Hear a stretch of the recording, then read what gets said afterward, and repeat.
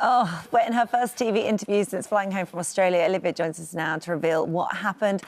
I am so gutted for you. When I saw the lineup and I saw your name in there, I thought, right, here's a girl that is going to go all the way in this because you're very funny, you're very brave, you're very strong, and I thought this is exactly what we need in that jungle. And then 12 days of isolation, going in, jumping out of a plane. What happened? God, what an anticlimax after watching that. I mean, obviously, there's loads swirling around on the internet. The conspiracy theorists have had a field day. I mean, I think Olivia Attwood pregnant was trending on Twitter. It's not that, I can assure you. So it's actually not that exciting when it boils down. I was pulled out on my first day in main camp for kind of routine medical checks, which can be like blood pressure, giving blood, whatever. So I had my blood taken, and basically the results came back that my iron was low, I was showing that I was anemic, potassium was really low, sodium was really low. So basically all the markers that you would look for were low. So they basically consulted with a doctor outside of camp. Yeah. And they said that I would need to come into A&E, basically, off the back of those readings.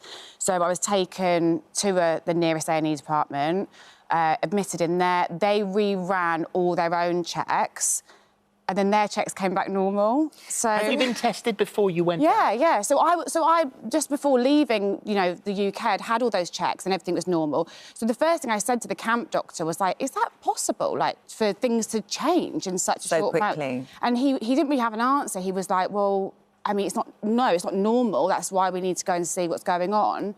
I mean, you do have to be safe in those situations, don't you? I mean, if you see results like that and you don't do something and, God forbid, something happens, you wouldn't want it to be that way around either.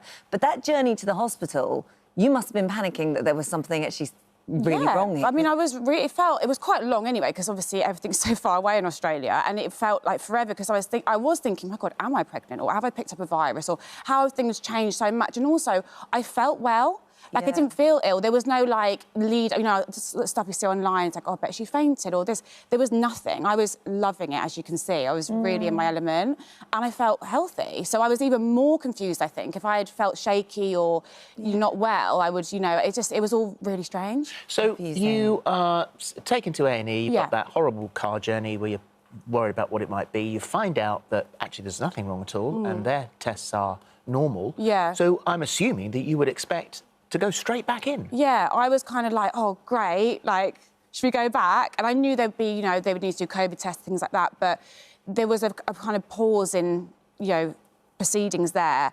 And obviously then it was late. It was probably like 11 o'clock Australian time, but obviously I didn't have the time in camp, so I think it was late at night, and they were like, look, taking you back into camp tonight doesn't work, like, logistically. So went to a hotel, and then basically, as I now know, the conversations basically went all through the night with production, obviously desperate to have me back in, but the medical team...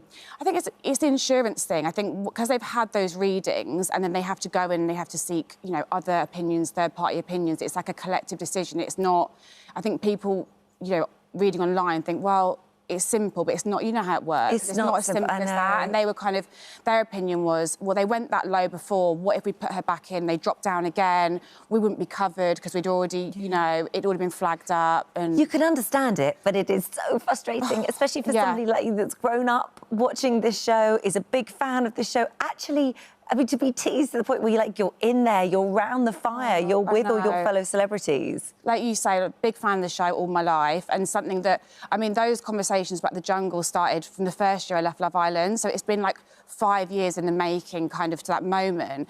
And, you know, then there was the big thing, will they ever put a Love Islander in? And to be the first person from the show... So you actually had something you wanted to prove in there, didn't you? Massively. I mean, I know it sounds kind of self-indulgent, but yeah, I mean, I think when you come off reality shows, you get a huge opportunity, and I've done amazing things, but also I think you can be put in a box, and I was looking forward to showing a different side to myself. Yeah. Like, I am not a quitter, I am not scared of much, so I was looking, and I just was loving it, and I was looking forward to kind of having that exposure to that new audience who either don't know me or think they do, but probably don't know me who I really am. So I think a lot of people also were a bit gutted that you weren't in there when Matt Hancock walked in, because I think people see you as a feisty one, sort of says exactly how you feel, and I think people were looking forward to that interaction. How do you think you would have been with him?